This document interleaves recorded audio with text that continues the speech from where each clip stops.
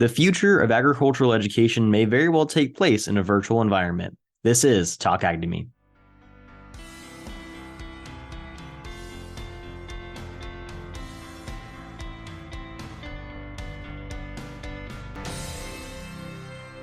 Hello and welcome to Talk Ag to Me, the podcast dedicated to improving ag literacy around the globe. I'm your host, Brandon Black, and in today's episode, we have a very exciting guest. All the way from Australia, we have Tim Gentle, the founder and creator of Think Digital and the creator of a form of education, agricultural education that takes place in virtual reality. I'm going to put the rest of the details in the episode itself just because this episode was recorded a little bit ago, so it kind of has the older format in there. So go ahead and enjoy that. But before you jump into it, just a quick reminder, we do have our Patreon linked. So if you guys would like to donate and provide to our cause, you are more than welcome to. It is by no means obligatory, but it is very much appreciated. That being said, make sure you follow, like, share, do all the things. And as we always say, make sure you don't just share on social media, but you share with your friends, your family. Talk about what you learned from this episode. Besides that, I look forward to hearing how you all think about this episode. Thank you all so much, and let's get right into it. Hello and welcome to Talk Ag to Me, the podcast dedicated to improving ag literacy around the globe. I'm your host, Brandon Black, and in today's episode, we're talking about a topic that I'm incredibly excited about because it's a very interesting topic that I've been researching for a while now, and I'm really excited I finally have someone to talk to me about it. First of all, before we get into that, let me introduce my guest. This is Tim. He is the CEO, founder. What's your actual position?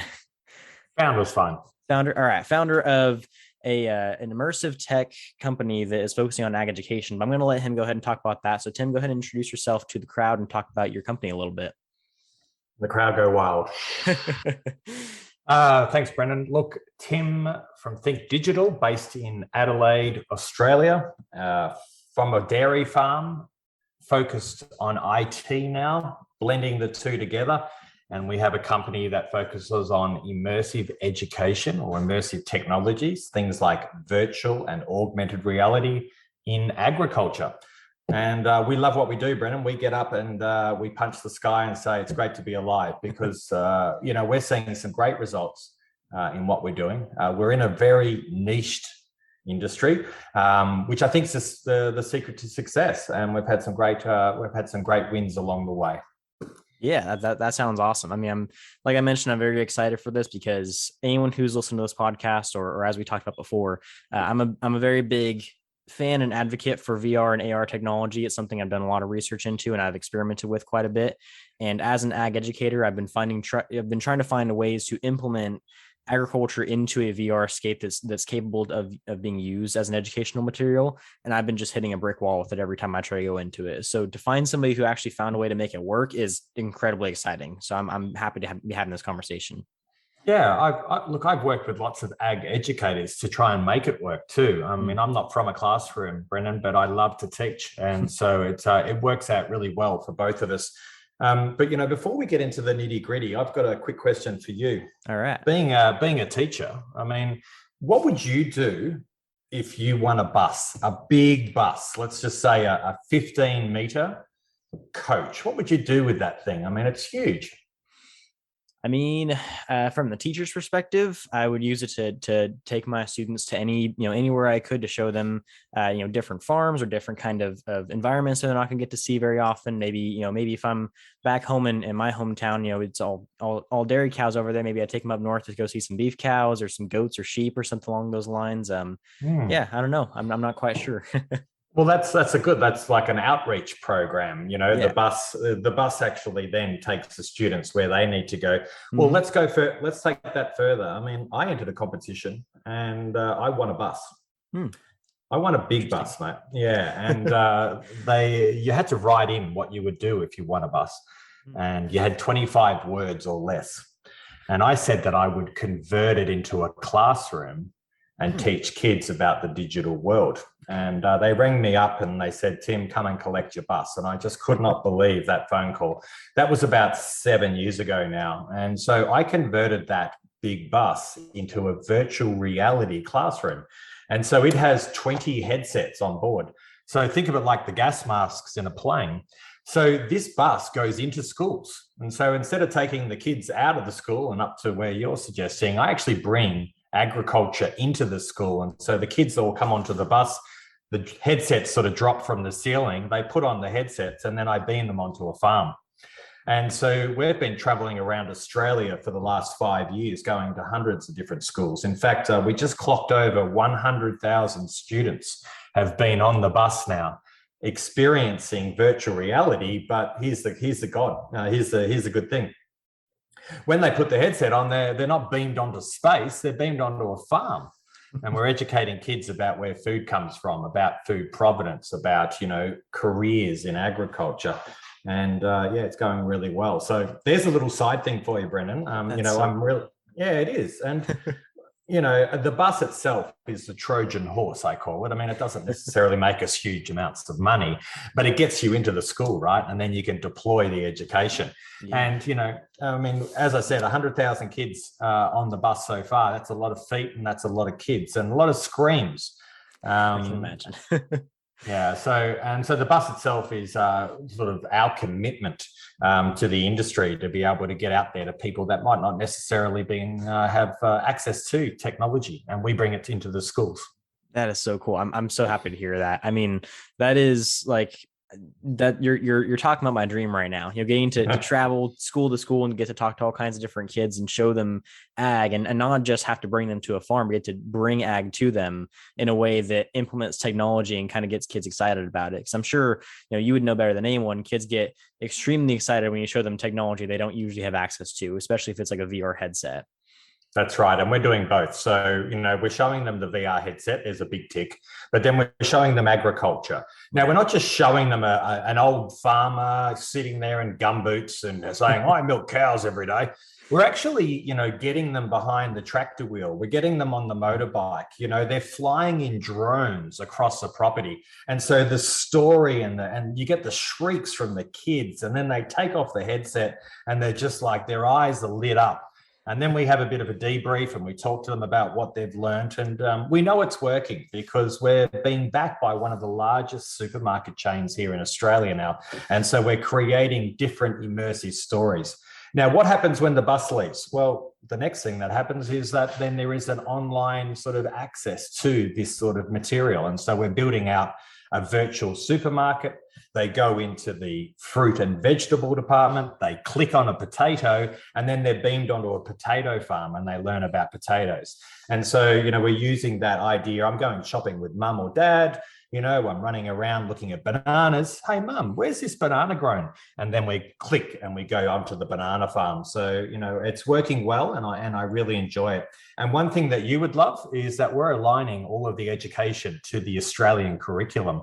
So it's not just the ag teacher picking up this resource. We've got people like history teachers, we've got English teachers, grade 4 teachers teaching kids about science, sustainability, all these wonderful words. And so we're finding that agriculture drops into the entire curriculum, and that's what we're out to do.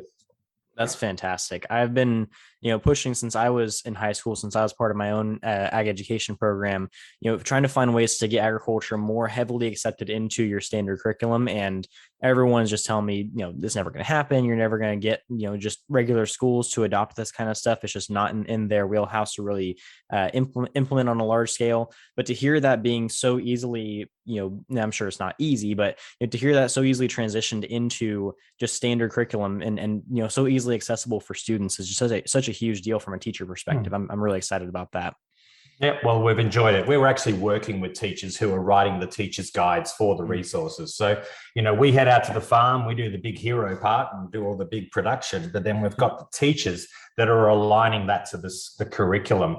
So when kids are learning maths, why don't they count chickens? When kids are learning about sustainability, what do they learn about how a farm uses, the manure that pumps out onto the property to, what do they learn about the solar panels on the roof? Et cetera, et cetera. Yeah, so immersive technologies is here to stay. We're not losing virtual reality and augmented reality anytime soon. So we need to jump onto that technology and work out ways how to use it. Yeah, no, I completely agree with you. I'm a big advocate for that kind of stuff. And I've used virtual reality technology in the past for other educational, assignments. I on the side of doing agricultural education, I also do quite a bit of public speaking coaching. And so I've used VR technology to have classrooms to do public speaking coaching. So I've definitely seen the potential for VR to be incredibly useful. I'm not sure if you're familiar, that I'm sure you've heard of them by now, but there's a group of educators, that educators in VR. They're a group that focuses on trying to implement new classroom technology, or new classroom integrations of technology to help teach students about different subjects in a virtual space, to make it easier for the students to get engaged, to make it easier for the teachers to have access to resources. So I've talked to a friend of mine who's a teacher, and she's been a teacher. She's actually retired now. She's been a teacher for the past 4 years, and she has always been a science teacher and has always wanted to be an agriculture teacher. And she's always thought, it'd be amazing if we could have this technology. I just don't know how to implement it. And here I am thinking, well, how cool would it be if a teacher could just walk out and she, in this virtual classroom, and has her hand held out, and then a plant grows in her hand, and she can show the steps of how the plant grows and all the resources that it needs for that plant to grow. Or, like we talked about before this episode, being able to look at a flock of sheep and being able to tell what's wrong with one of the sheep, and kind of how to fix some of that kind of stuff. And, just having that resource available that you typically wouldn't be able to just situationally have on hand would be so incredibly useful. I love how excited you are, Brendan, about it. I mean, I'm riding the wave. I'm actually creating the wave. There's not too many people out there that do what we do. I'm just going to throw some things at you that you brought up as you were talking then. So we've got this thing which is called growing food from scraps. And so we've done a lot of what you mentioned. We've done a lot of CGI, computer generated imagery, and we're showing how you can take, say, celery.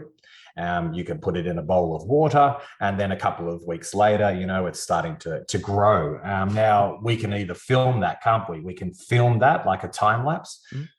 All right. Or we can create an augmented reality experience. So now the kids get the iPads out. There's a little marker on the sheet that they use. They hold their iPad, bang, it picks up the tracker, and then suddenly, the celery starts growing, and the kids get very excited. Then they go home and put a celery, hopefully in a bowl of water, and watch it grow at home, or they can do it in the classroom. Something that I'm doing behind me at the moment is I actually am doing a time lapse in virtual reality, so 360 video of a potato. So I got an old fish tank, filled it up with soil, put a couple of potatoes in there, and then I've been taking 12 photos a day for the last 60 days. I've got another 30 to go, but it's been incredible to watch this potato grow. And then, so imagine you put on a VR headset, and then you're going to watch this time lapse, almost like David Attenborough, filming in the forest. Yeah. So there's lots of things we can do to inspire kids using virtual reality. Let's make sure we understand they love technology. How can we use agriculture in virtual reality? And it can be everything from learning sustainability right down to tactile skills. We've built one which teaches you how to shear a sheep. All right. That's awesome. you've got 320 different blows that you need to do as you're shearing the sheep. We've got another one we're building at the moment, which is how to milk cows. So putting cups on cows, how to clean the teats. This is more industry training. But we're doing other things like biosecurity. So teaching people about, what are the issues on farm that could cause diseases. So that's leaning more towards the producer. So, everything from a grade 4, 5-year-old all the way through to a farm owner or a producer, virtual reality or augmented reality training can fit into it. But do you like to tell a story? I love telling stories. One of my favorite things to do. There you go, right? So we sit around a campfire, we sit around a room, might have a beer or something, however you want to do it. There's nothing better than that intimacy where you're actually sitting around a fire. Well, telling a story in virtual reality, can you explain the difference between, say, watching a 2D video and watching a 360 video? Oh yeah, there's a whole level of immersion with a 360 video. 2D, you're only limited to whatever the camera sees, right? Whereas in 3D, you're able to see the entire room around you as you move through it. It kind of adds a certain level of not just immersion, but you kind of feel like there's more to the world than just what the camera's showing you. Beautiful. See, the 2D, the director has said, let's just frame that shot.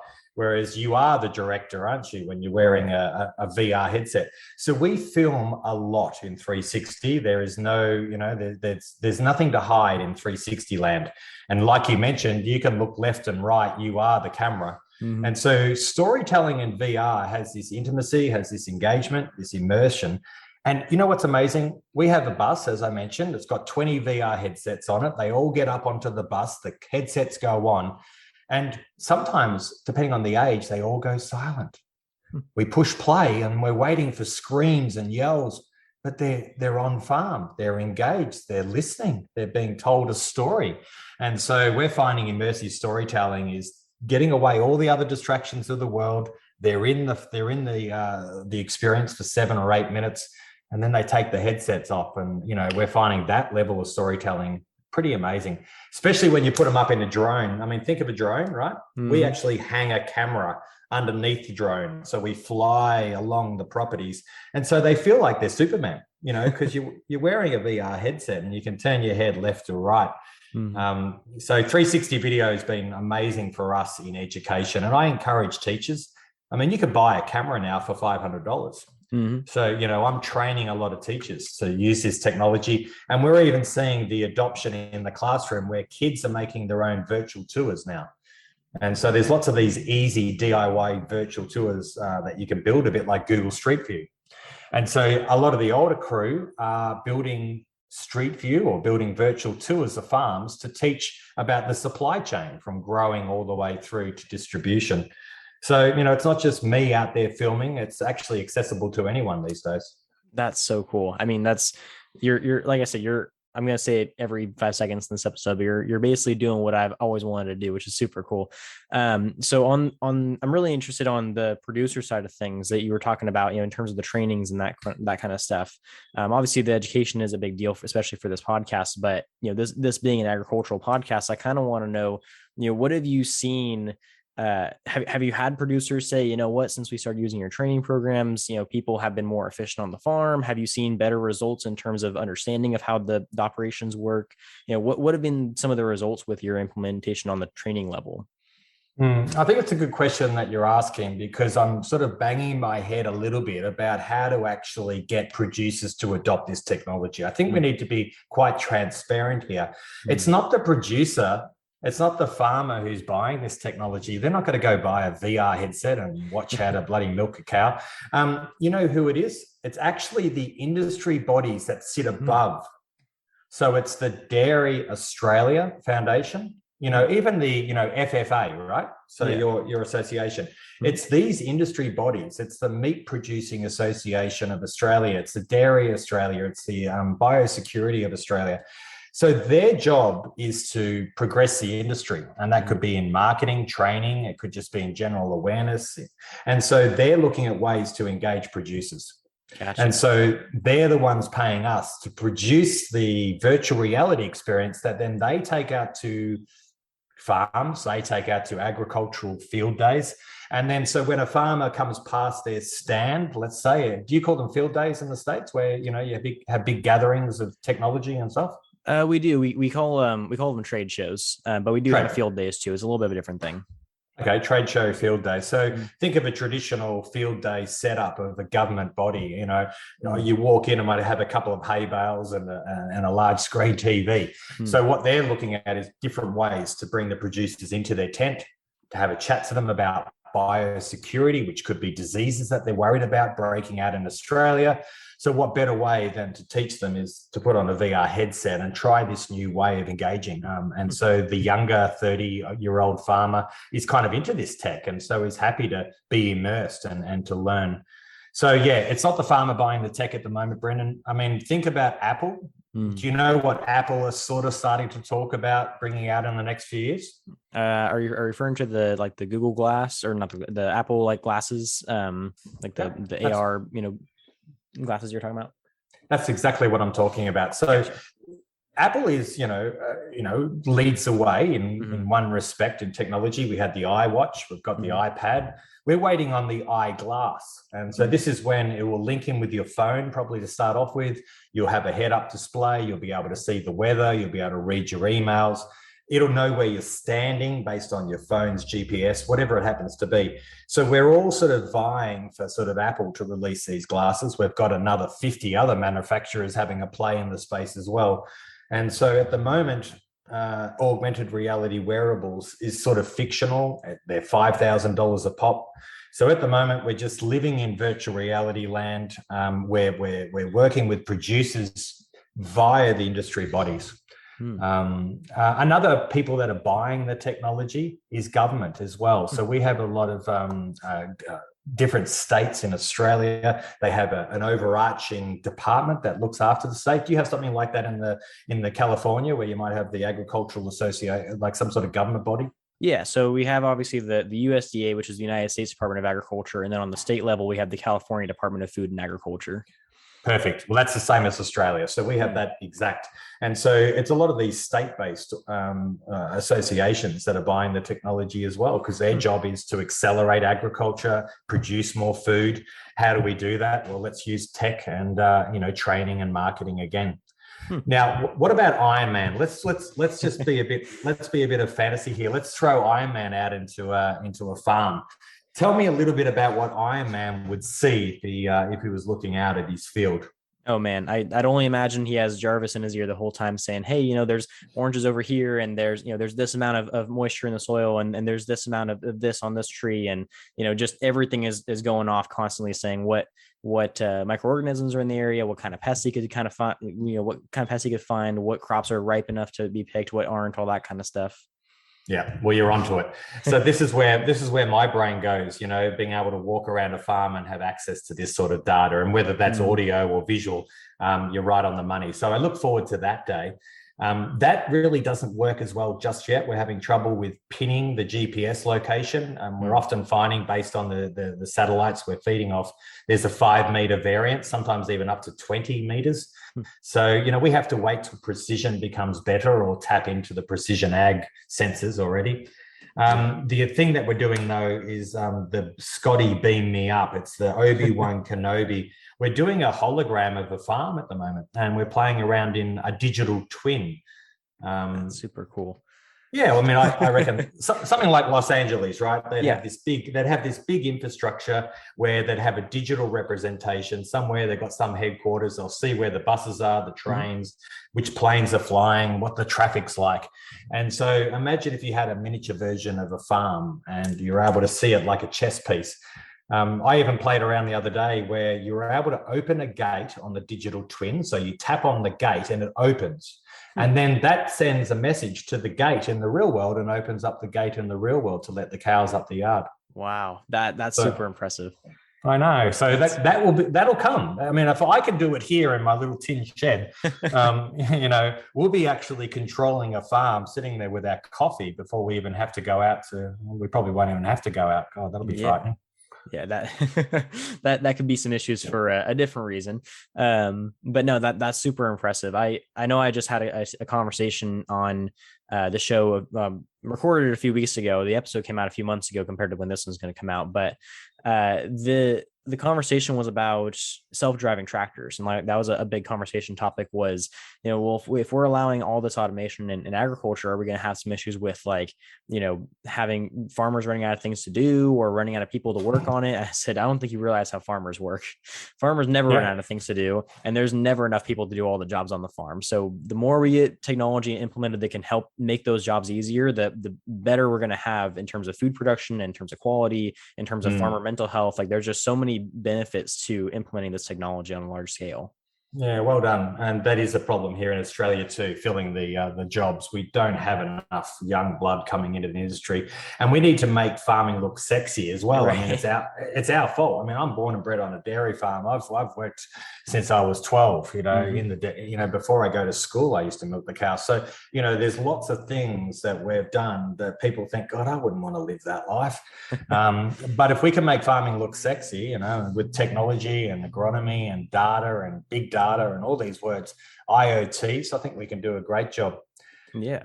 No, I'll give you sorry, I mean, cut you off, but I'll give you an example of something that I think your technology can really benefit with this. I mean, I do a lot of mini presentations for young students. Actually, my My girlfriend's family does not come from agriculture at all. So I've been working with her little siblings quite a bit on teaching them different parts of agriculture. And it gets them so excited. Like now, every time they see me, they're like, hey, I'm going to, go learn about sheep and pigs and chickens, all kind of stuff. One of them is like dead certain he's going to go on to be a farmer and, the great stuff. But one thing I've learned is that introducing this kind of stuff to kids at a young age, or introducing that in a way that gets their attention really, really effectively, and that could be through VR or AR technology, it sits in their mind so much more than if you teach them while they're in high school or while they're in college about like, hey, you could go work on a farm. And like you said, a lot of people are like, I don't want to, I don't want to get dirty. I want to be working with cows. Like, where's the fun in that? But if you teach them, it's like, it's not just about getting dirty. There are tech jobs involved. There are scientific jobs involved. You have to do research. You have to do, there's so many boxes to check, and there's so many roles to fill besides just being the farmer. It really starts to get the gears turning in their head. I mean, I know I talked to a computer scientist a few months ago about the potential for drones and precision ag and like all this new automation that's coming to ag. And he was like, wow, I never would have thought about that. But now that you say that, that makes a lot of sense. I actually got an offer a few months ago to go work on a John Deere tractor, and I thought they were crazy. I didn't realize it was because I was going to be designing a computer that's going to be running that tractor. Oh, so, you missed out on that. Right. Yeah. Well, no, you're onto it. So technology, we know the young kids enjoy that. We need to attract them into agriculture rather than in space, let's say. Right. And we need, as you said, we need to show them that it's not just milking cows. I mean, that's one of the things that we have to do to get milk into a glass. Right. I'm a big fan. I know that it does work. It does engage them. But let's just say one thing. We can pump as much as we want to them, but we have to get them to create it as well. And as a teacher, you know the difference between consumption and creation. Right. And I think the sooner we can get our students sort of, telling immersive storytelling, programming things that allow us to learn certain topics, I think we want them to actually not just consume, we want them to create. And, I run camps with kids that go for a couple of days that teach them how to make a 360 video. We go out to schools and train the teachers on how to use immersive technology in the classroom. And, this is just a new way to communicate. We're moving from 2D, we're moving to 3D. We're not just moving from 2D screens, we're moving with data all around us. And so the sooner we adopt this, the better. I've spent some time on a lot of farms over the years, and one of the things that is a critical thing we need to teach is safety. We do have farm deaths here in Australia. It could be accidents, it could be chemicals, it could be whatever.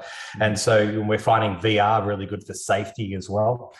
So yes, the hero part is the storytelling, the marketing of a particular type of beef. But, the reality is that we need to teach kids how to ride motorbikes safely and so forth. We play around as well. We've done a lot of things here. So a couple of hero jobs that we did recently was the animal handling simulator, teaching young veterinarian students how to move cattle around a yard. We also went into a chiller, or let's just say it's a big refrigerator, and we 3D scanned 4 different carcasses, and then we cut up the carcasses, and then we scanned the primals, and then we cut up the primals, and then we scanned the steak, let's call it. And so we've put together 4 carcasses that they're almost like a 3D jigsaw. And so when people are buying Australian beef or Australian lamb, let's say from Japan, they don't actually know the name of that particular cut, because in Japan it's a different name. So what they can do now is they can move the carcass around with their hand. It will be available in AR, but at the moment it's on an iPad. They move it, they tap on it, it opens up the leg, they tap on it again, and it opens up the rump, and then they can click and order that particular chunk of meat. Wow, that's impressive. Yeah, so there's lots of things you can do. It doesn't just have to be training. We can move into commerce as well. Yeah, that's a whole nother side of the industry I didn't even think about. That's huge. I mean, that could fix a lot of communication errors with language barriers. It could fix a lot of just general trade relationships. That could be huge. Yeah, it is. And, I've got a similar quest as you. I was a director on an organization here in Australia called PIFA, Primary Industry Education Foundation of Australia. And our number one remit is to integrate agriculture, into the school curriculum. Hmm. And, after 5 years or so, we've now got about 230 different links in different subjects. And so we're sort of starting from the top, and we're working with the the Education Association of Australia. And we're saying to them, hey, food is so important. Agriculture is such an important export and trade here in Australia. And so just what you said earlier about getting it into the school and in front of class, young kids early, we've actually managed to do that. And we're riding on that success now. So, we're seeing history teachers, maths teachers, agricultural teachers, of course. But I'm working with an English teacher at the moment, and so we're doing that as well. So people just don't box VR, AR, and agriculture just into teaching kids about how to milk cows. You can teach kids about the history of a location using agriculture. Yeah, no, you're absolutely right, and that's a huge thing that we're actually not in terms of technology, but in terms of curriculum. That's something that we're trying to push a lot more right now in the States, which is trying to integrate agriculture into common curriculum as well. So, I mean, teaching math from the ag perspective, teaching history, from the farm, history of agriculture along with history of the United States or history of the world. Or, there's so many integrations you can make because agriculture is integral to all parts of life that you can really tie it in with every subject, and not just for the sake of, spreading the message of food, but also because it's food, it applies to so many things, and it gives us a practical example to base so many different types of education on. And so, to your point, the VR and AR technology just gives even more of an addition to that practical element. It can really show kids, not just from a conceptual perspective, not just from, hearing about, count out 10 chickens. It's, you actually get to see the 10 chickens walking in front of you. And I wanted to kind of highlight something you mentioned earlier, which was your animal handling simulation that you talked about. That's huge for me. I'm a big animal behavioralist in terms of my education style. I really like focusing on livestock and their behavior and kind of how to safely handle them. Being someone who like you grew up around cows my whole life, where to walk and where the fight zones are and where the point of shoulder is. That way you don't get kicked or don't get rammed or anything like that. That if a cow's swishing his tail and patting his foot, you better run. So I'm currently developing a curriculum for a class based on that, because that's not a very common conversation, at least in my area. Animal handling and animal safety and that kind of stuff is not very common. And a lot of people, like you mentioned, go into fields like veterinarian careers and other animal science careers without having any practical experience with animals, and they end up getting hurt, or they end up not realizing it's not really what they want to do. So that could be huge for kind of what I'm doing, which is trying to get people more exposed to that kind of stuff before they get too much deeper into the industry. Yeah, well done. Well, that's exactly what the animal handling simulator was designed for. And we've had a lot of different universities reach out to us and ask us, can they use it? But we don't actually own that. We were commissioned to build that for a university. But yeah, they were leading the way. It was pretty special. But take that 3D bull. We actually used a bull for this particular one. And you can actually then beam that out in AR. And we're currently creating a 3D cow for Dairy Australia, where you can actually learn how it converts grass into milk. And so you can actually put your head inside the cow and actually see the ruminant. Yeah. And so now we're able to reuse some of the assets that were used in the previous one. It was a bull, and now we're going to convert it to a cow, but we're doing all that. Don't worry about the technical side. But what I love is the concept of beaming a cow into the classroom and then being able to put on a wearable, or you hold your iPad out onto it, and then we can actually move around it and look at it.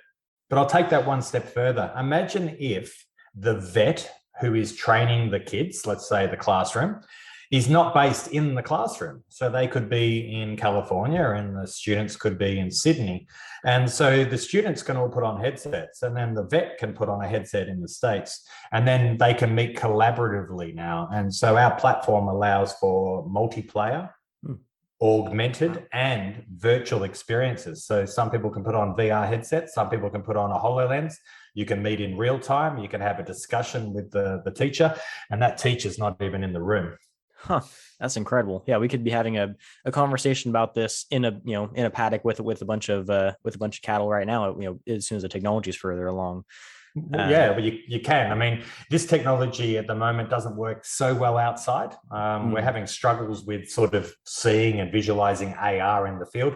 But yeah, you're right. I mean, yeah, you could beam a couple of tractors, in the paddock. You can put a hay shed up, and you can talk to the sales rep to say, oh, yeah, I'm kind of interested in this, or these are the 2 tractors we could import for you. I mean, augmented reality in sales, in training, in marketing, it's certainly working. That's incredible. So I'll tell you one thing though, just a bit of a play thing. When you buy semen, so we're buying bulls, we're buying semen. So you get the catalogs that you get, they show, thunder, right, or whatever you call chainsaw. Yeah. Anyway, I actually came up with the idea a few years ago, and I went out and I 3D scanned a bull. It didn't work so well, so then I filmed it, and then I recreated it. And so when you opened up the actual catalog and you put your iPad over the image of the cow or the bull, it then augmented the bull into the room. That's so cool. And you could walk around it, you could look at its back, you could look at its, see if it was flat, look at its testicles, whatever you're looking at in terms of your breeding plan.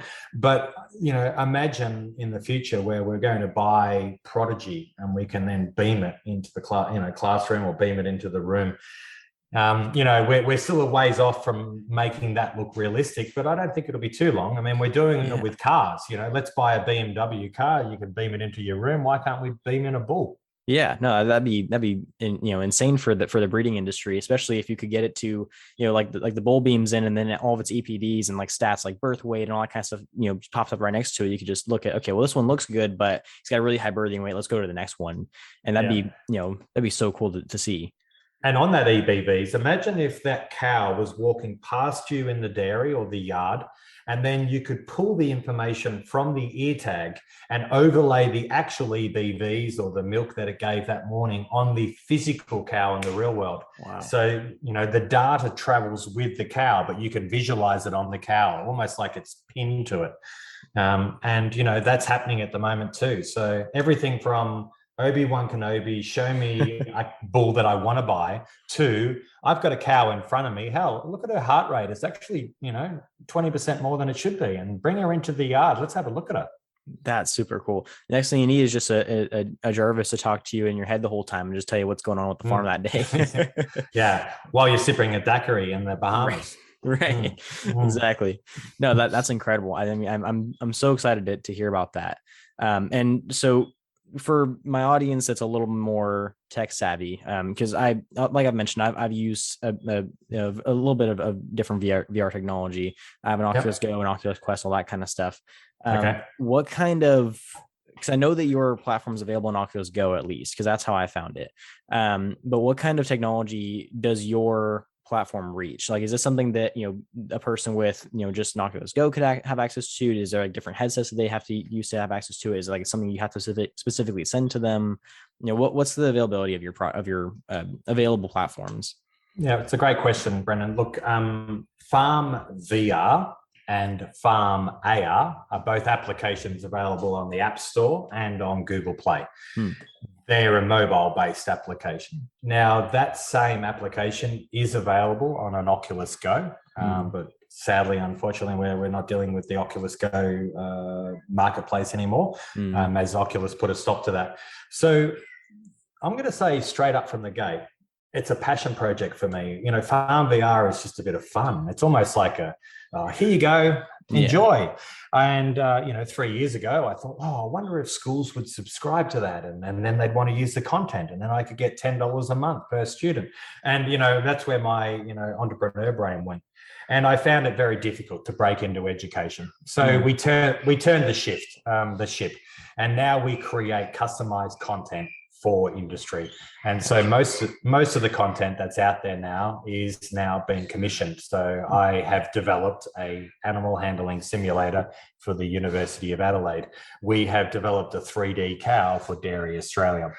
So how do people get our content? They can reach out to me because I've got a whole heap of sort of demos that I can send. And, if you've got an Oculus Go or an Oculus Quest, Our platform that we're building right now is agnostic. So it can be anything. It could be a Vive, it could be a HoloLens, it could be a PC.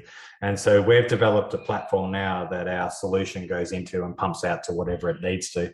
So we don't develop for one particular platform, Brendan. What I'm saying here is that if someone wanted to use some of our material in the classroom, or if they wanted to try some things out, they're better off reaching out to us because I can send them some links that they can download. Have you heard of AppLink? I haven't. No. App Lab. App Lab. Oh, App Lab. Yeah, I have heard of that. Mm-hmm. Yeah, so we use App Lab quite a lot. So people can then side load. It's called. They can, they can load our applications onto their headsets using App Lab. And we've also got some APKs that we can send you as well. But, I would love if, here's a great world. I would love to create a platform that all teachers around the world would be able to use in the classroom. But here's the sad story. There's no money in it. And so I can't sustain. I'm employing 12 people here. I've got to find a way to pay their wages. And so, it's really nice to be able to offer this stuff into classrooms. But unfortunately, I've got to pay the bills. And the bills get paid by industry partners that get us to build material. And so Farm VR has become a bit more of it actually doesn't get as much love as it used to. But what it is it's just a passion project. We used to go to a lot of agricultural shows. We used to pull up with our bus. We used to put on a stand. People used to come up to us, put on headsets. We used to get paid to go to these shows. We're not doing as much of that anymore since COVID. So the reality is, how you've been trying to find things for your classroom? Yeah. There's people like us out here who want to help you, but we have to be quite serious here. We have to find a way to be able to make that financially work for us as well, because we can't just live in fantasy land and provide these sort of experiences for teachers. Right. Yeah, so I hate it. I hate saying that, but I just need to let you know that's the reality. That's the reality. And so to try and get 100 schools paying $10 a month, it's not a great way to run a business. It's actually quite hard, and you have to be really committed. There's a whole heap of platforms that are targeting schools. What we have to try and do is get our content onto those platforms, but they don't pay you huge amounts of money for a dairy experience. In fact, some of them don't even pay you at all. So we have to find a way, Brendan, to make this financially work. And I reckon we could do some good things.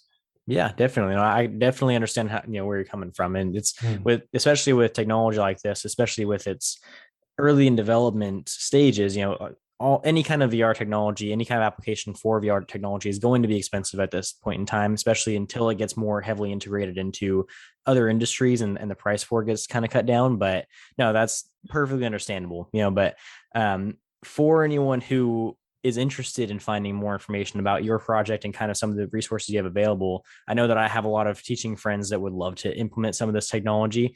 Might be a little difficult to get it across seas. We might have to kind of figure out some ways to work with that.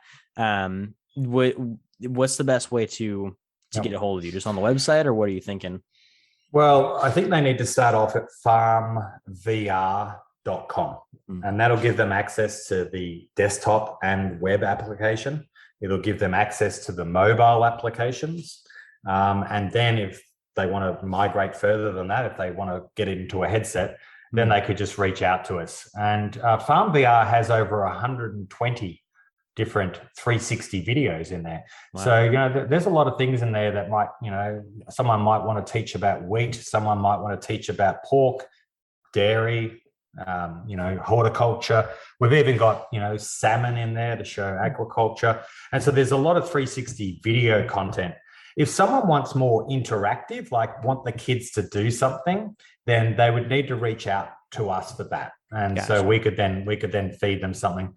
But we're finding at the moment, Brendan, that people will just have iPads in the classroom, so we have to work with that.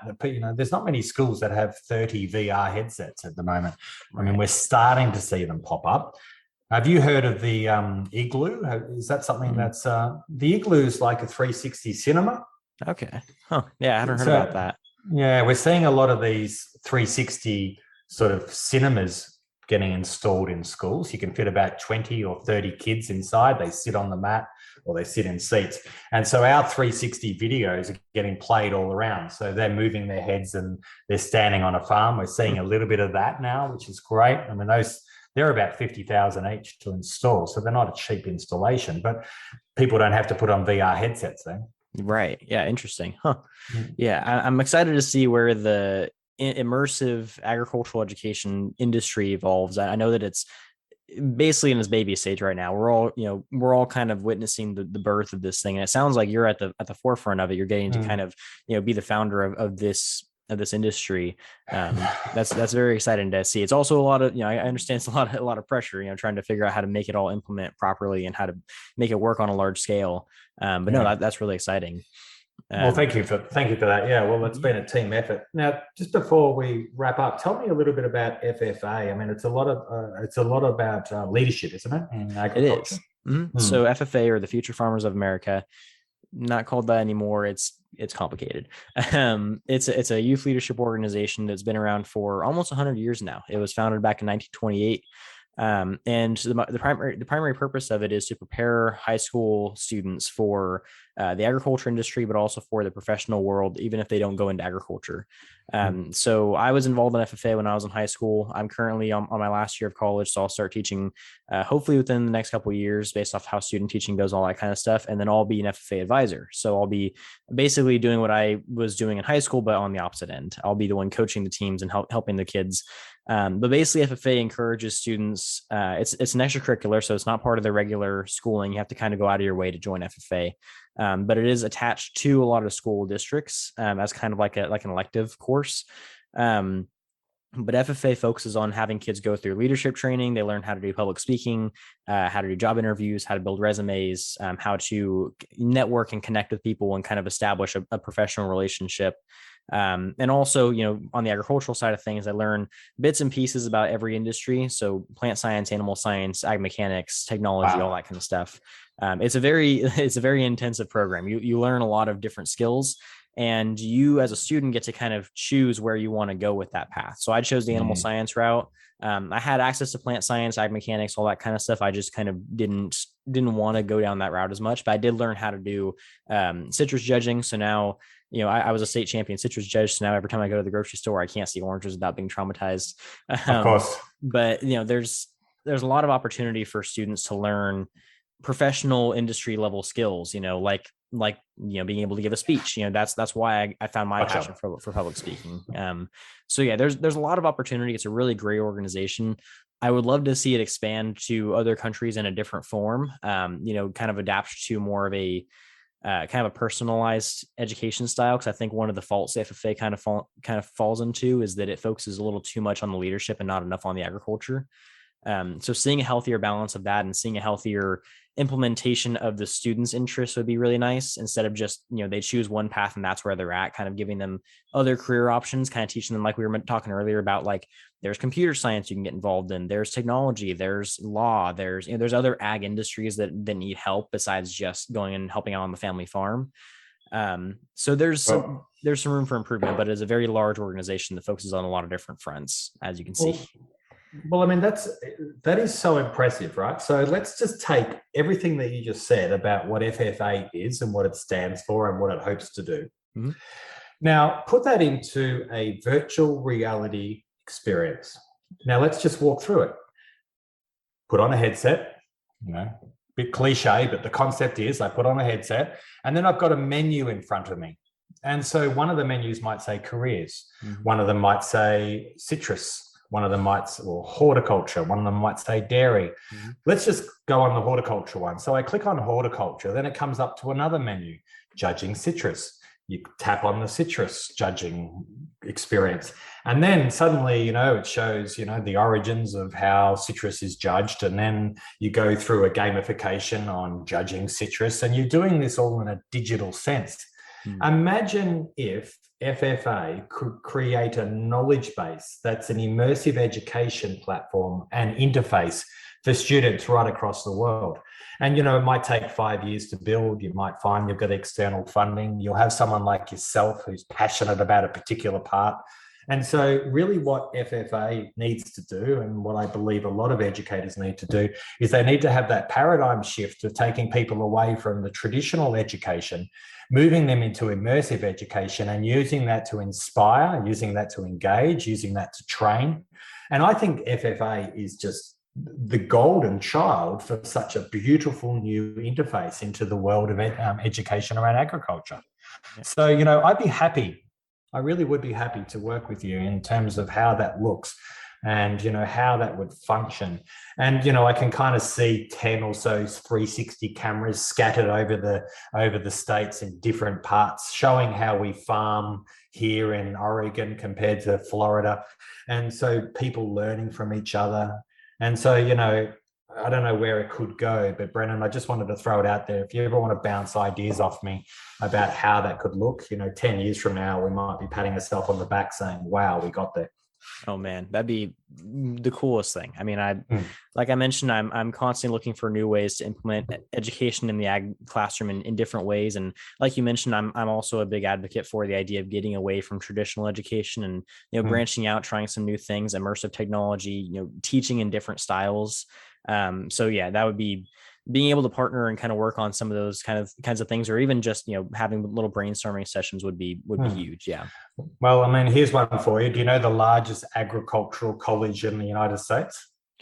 I do. It's not Texas A&M. It is. It is. Okay. Well done.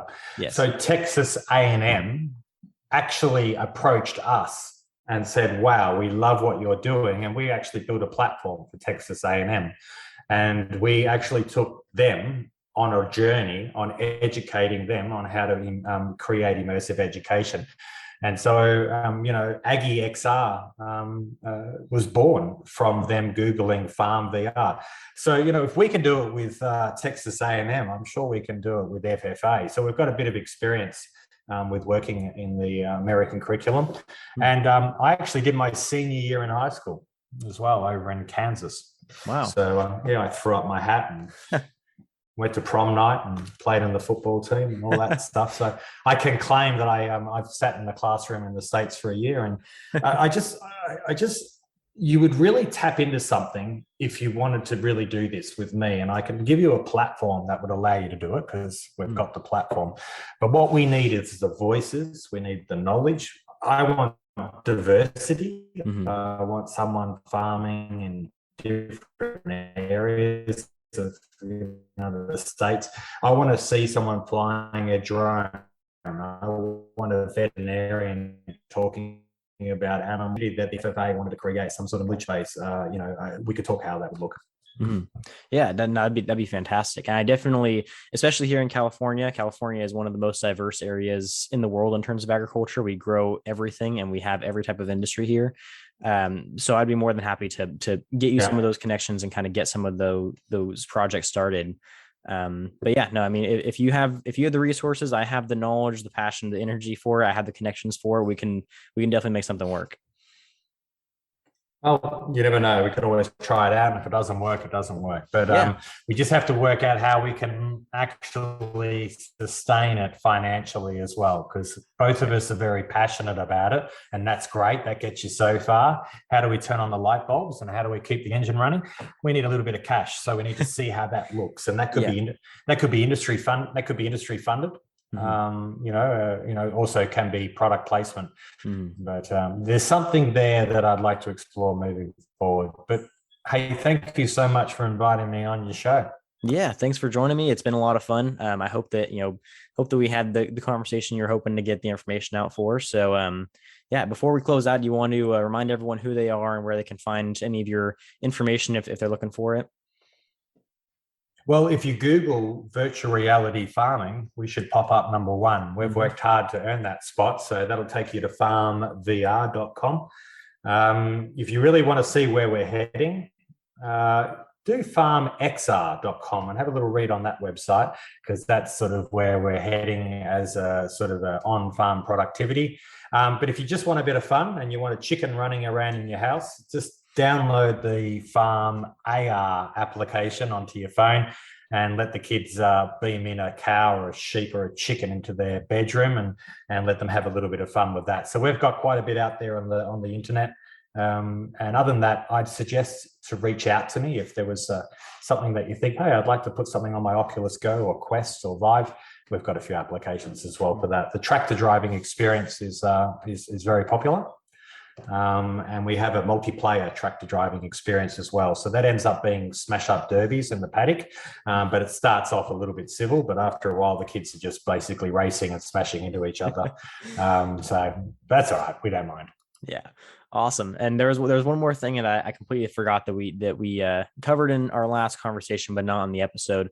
And that was the whole VR technology and VR in agriculture specifically is a proper complement and proper, supplement to agriculture, and by no means can replace, the physical features that we get from being on the farm. That was a conversation that I really liked in our last conversation that I just wanted to kind of highlight a bit more. Yeah, well, I think we all try to think that virtual reality can be the replacement. It's not. I mean, it's a complementary tool. So we talked about the idea of someone learning cattle handling techniques in VR. They take off the headset, then they move out to the yard. Oh, yeah, that's right. I shouldn't be standing here. Oh, that's where the flight zones are. And so I love this idea that it's like the flight simulator for a pilot. I think virtual reality is a bit like a flight simulator for agriculture. So, we can't smell the yards, we can't smell the dairy pit, although we can. There is technology that allows us to implement scent into experiences. But, I think it's better off using technology the way it's designed for. And I think virtual reality is designed to be an onboarding tool, not a replacement tool.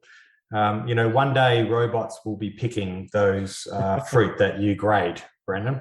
And so we have to understand the robots are coming. And so virtual reality is a great training tool. Augmented reality, I believe, is a productivity tool. So we can use it to become faster at doing things.